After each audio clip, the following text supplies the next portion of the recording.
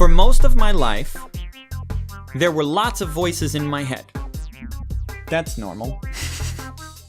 But there was one voice that was above all of them. It was a voice that I thought was me. I thought it was my voice. And when all these other voices would say things and we'd say, this voice would come in and it would say, no. And I would go, I can't do anything because that voice is effectively God in my head. So Morgan, tell me about that voice. Well, it's not God. And yet it is because it's you. But ultimately that voice of reason, the voice of judgment, that is your critical faculty, right? That's your critical faculty. Your critical faculty is a function of your unconscious mind. It's basically like a troubleshooting mechanism. Like I said, a program. It's just there on top going, but if that's the only thing you look through is your troubleshooting mechanism, then all you're going to find is trouble.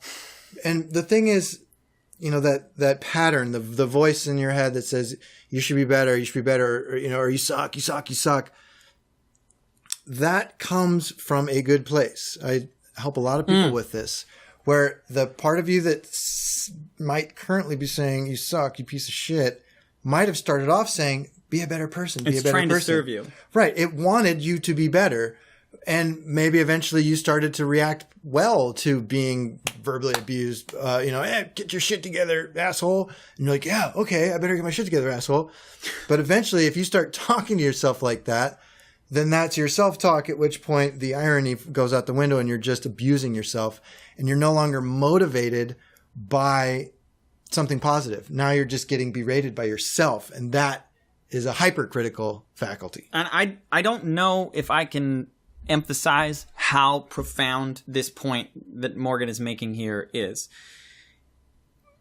When you really get that voice, the voice of reason, the voice of judgment, the critical voice, the voice that says this is right and this is wrong, this is good and this is bad, this is true and this is false.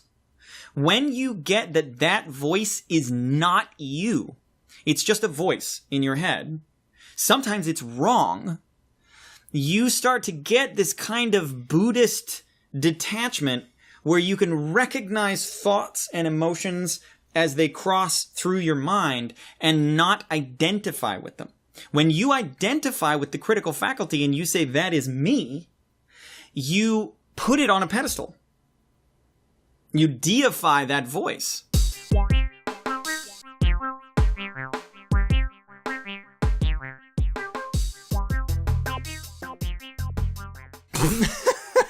Project.